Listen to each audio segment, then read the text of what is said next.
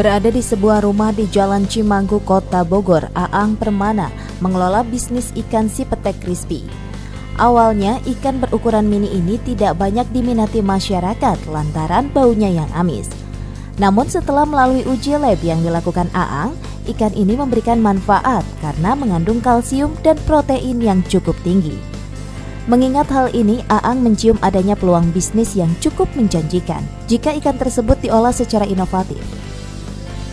Pria asal Cirata, Cianjur, Jawa Barat ini kemudian memulai usahanya dengan mengolah ikan si petek menjadi penganan instan dan tidak berbau amis. Rasanya yang crispy mampu mengubah minat masyarakat.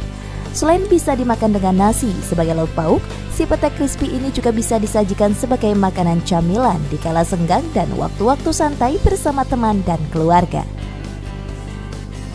Untuk mengembangkan bisnis ikan si peteknya ini, awalnya ia lakukan secara online.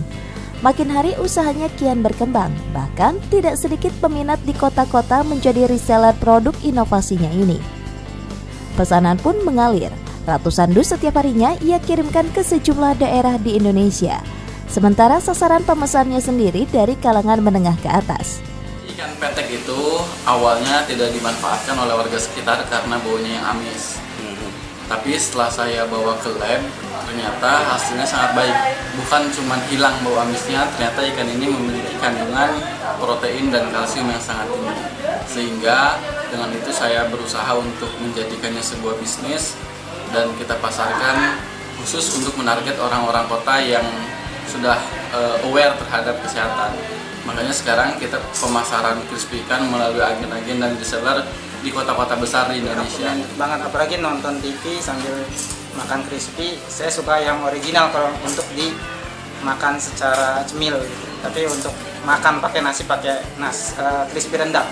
Harganya terjangkau juga dan juga bisa juga kita menginfokan teman untuk bisa beli gitu kan.